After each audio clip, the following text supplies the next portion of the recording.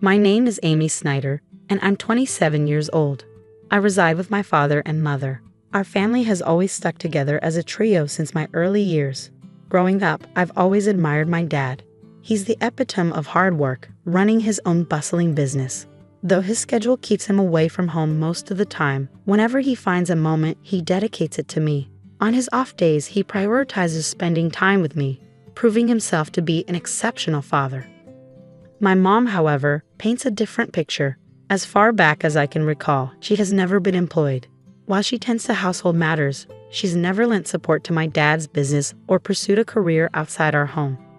Despite our comfortable lifestyle, with my mom often seen socializing and attending events, her lack of involvement in my life has left me feeling somewhat neglected. There were moments of profound loneliness, but my dad's unwavering presence always filled that void. He understood the indifference my mom held towards me and made it his mission to ensure I never felt neglected or alone. As I grew older, my mother's tendency to break promises became apparent. While my dad's commitments were steadfast, my mother's casual approach to promises left me disillusioned. I learned not to hold her pledges in high regard. Conversely, my dad's reliability and trustworthiness garnered my admiration. I even entertained thoughts of joining his company after graduating from university. Being the only child, I saw it as a way to honor my father's legacy and continue his work. Upon reaching my 20s, my father began imparting invaluable wisdom during our outings for drinks. Meanwhile, my mother's involvement in my life remained superficial. The only time she interjected was during my sophomore year of college when I expressed my desire to join my father's company. "Dad, I want to work at your company after graduation. I'm already preparing for it. I want to follow in your footsteps someday," I announced eagerly. "Amy, are you sure about that? A girl doesn't need to pursue such endeavors." My mother intervened, her words dripping with traditional expectations. "Why not? I want to work hard like Dad," I insisted. "A woman should find a good man and let her husband provide for her," she countered, echoing typical sentiments. Disheartened by her lack of understanding, I chose not to engage further. I refused to live a life tethered to someone else's ambitions, mirroring my mother's existence. I had always aspired to become an independent woman, determined to navigate through my college years on my own terms. After that pivotal moment, I dedicated myself to diligent study, paving the path to join my father's company immediately after graduation. Though my mother remained unconvinced, it seemed she eventually resigned herself to my decision. "If you choose to live this way, so be it. But remember, you'll bear the consequences of not heeding your mother's advice," she remarked resignedly. "If you're willing to accept that, then do as you please." So I followed her directive by stepping into my father's company, inadvertently widening the chasm between my mother and me. Conversely, my bond with my father deepened as we spent more time together. Reflecting on it now, I realized my mother wasn't pleased with the turn of events. Upon joining my father's company, he invested considerable effort in my training, which, unbeknownst to me, was driven by his declining health. It took him nearly half a year to acquaint me with the intricacies of the job before he collapsed at our workplace, swiftly whisked away to the hospital. Over the next 5 years, he valiantly battled his illness. "Emmy, how's the company faring without your dad?" my mother inquired, her concern veiled by skepticism. "It's challenging, but everyone's rallying behind me. Dad entrusted me with everything I need," I replied confidently. "Well, as long as that's the case, just ensure you don't leave the company to ruin as the second generation," she cautioned, her words tinged with apprehension. "You lack any genuine interest or affection for the company. You're merely preoccupied with others' perceptions," I retorted, disheartened by her lack of faith. During my father's illness, our disagreements were frequent. Despite his weakening state, he made sporadic visits to the company, emphasizing its significance. "These employees in this company are invaluable treasures to me, but I must relinquish my hold on them," he confessed, his voice laced with emotion. "Amy, I've witnessed your dedication over the years. I trust you to safeguard this place and everyone here. I don't know if I can emulate you, Dad, but I'll strive to uphold your legacy," I pledged solemnly. From that day forth, the mantle of leadership was bestowed upon me. With my father mostly confined to the hospital, my days were consumed with the company's affairs, leaving little time for homecomings. I prioritized visiting him regularly, carving out time amidst my busy schedule. My mother, on the other hand, fulfilled only the basic duties, such as delivering changes of clothes to him. Even that seemed to inconvenience her. I couldn't help but wonder about her feelings towards my father. Did she lack any sense of gratitude or compassion for his illness? The thought left me feeling sorry for him, recalling the sacrifices he made for me during my childhood, a time when my mother's affection remained elusive.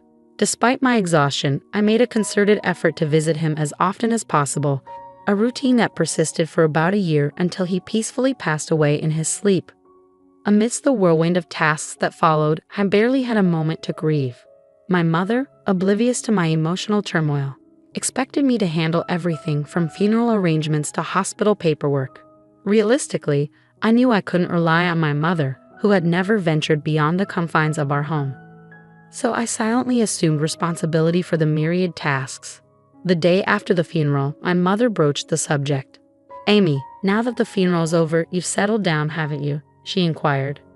With a heavy heart, I accepted the reality of the situation. "Please leave this house. I've just inherited 200 million yen, so I have no use for you anymore." "Thank you," she declared, as though it were a mere formality.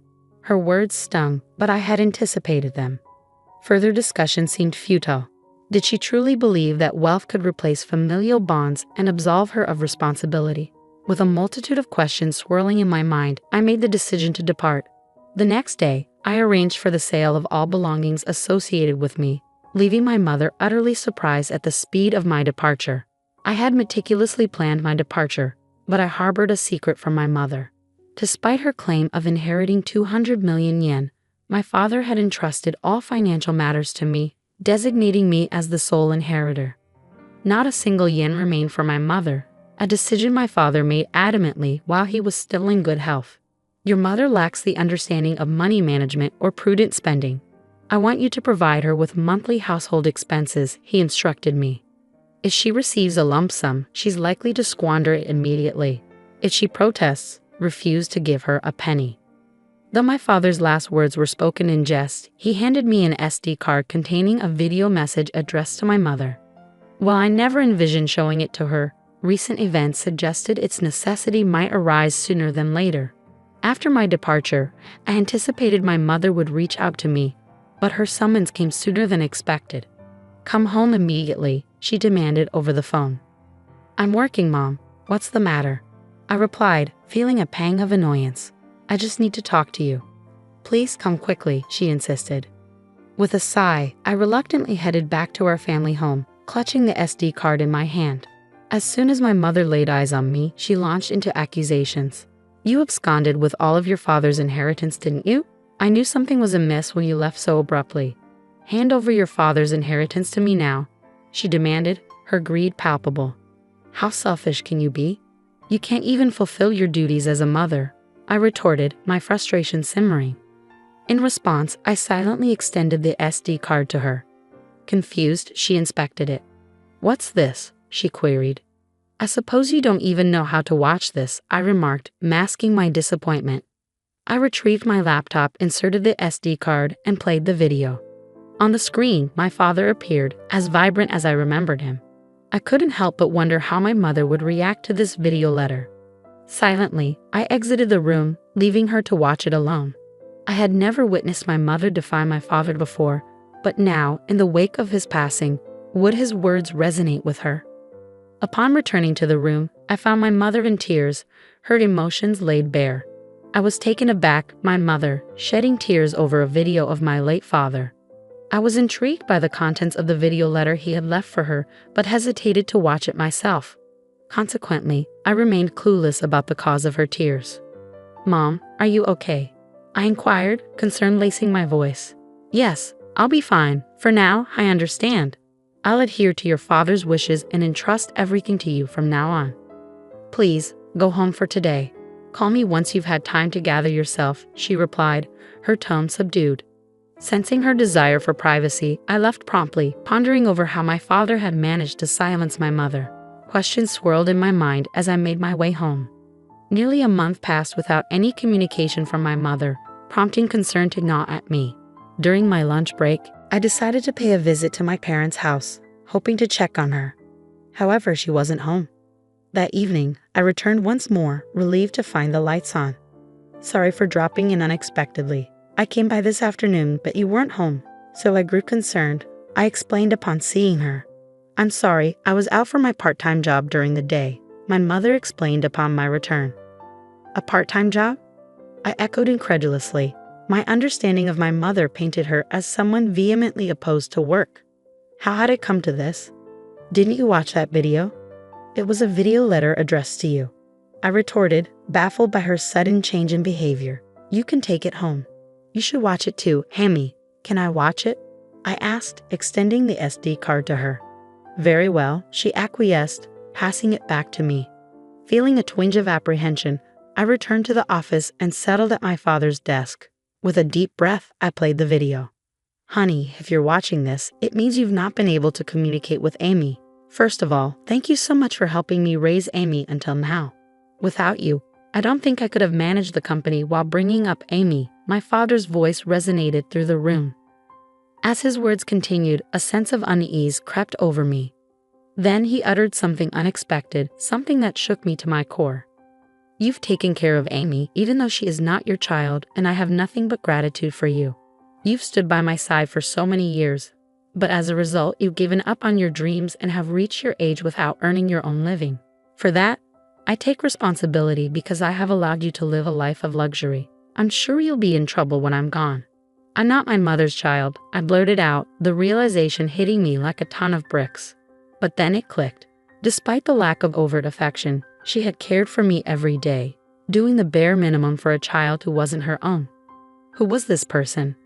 I didn't register our marriage because you told me you felt bad for your sister, so I ended up supporting your living and didn't do anything else.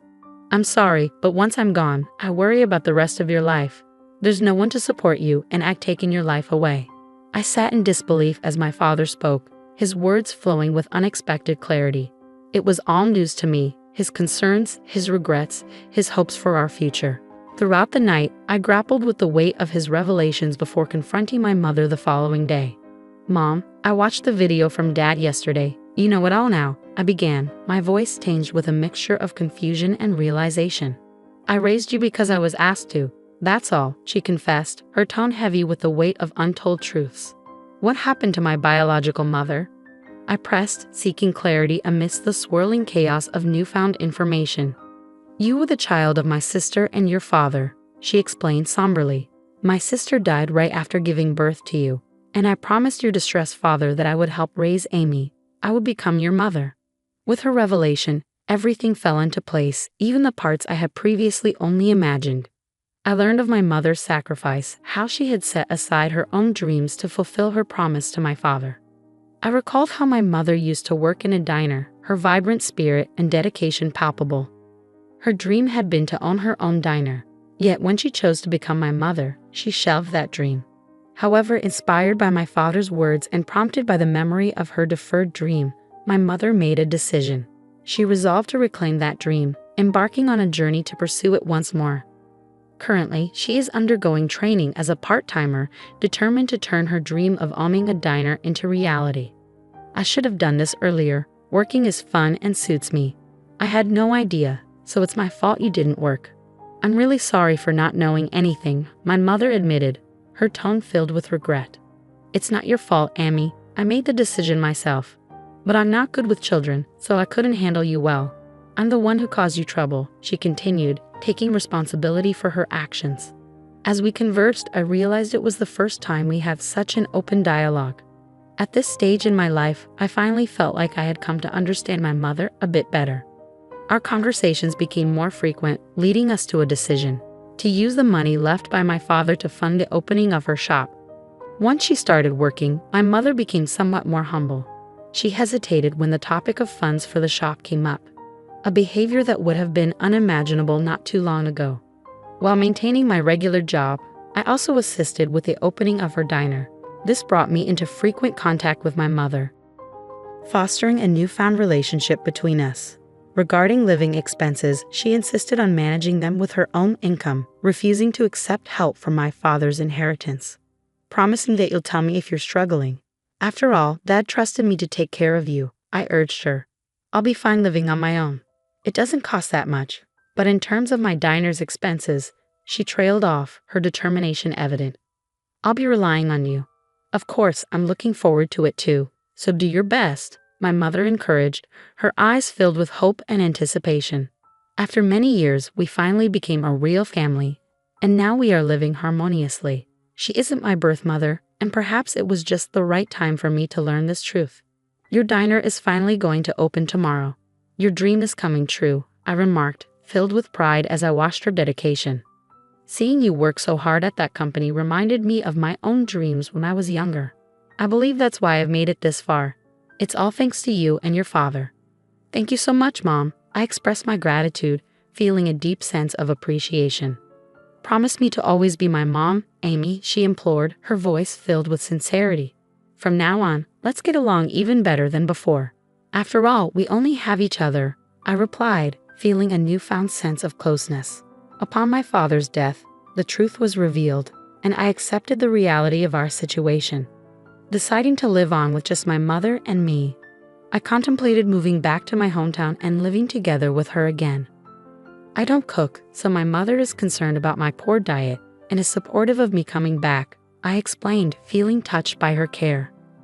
My father would probably be surprised that we're getting along so well. His house, company, and inheritance that he left behind. I'll protect them at all costs while continuing to get along with my mother in order to become a real family. I vowed, determined to honor my father's legacy. We visited the graves of my father and my biological mother, my mother's older sister, to give our daily life updates. After going through the process of adoption, I finally became registered as my mother's daughter, forging a bond that transcended bloodlines.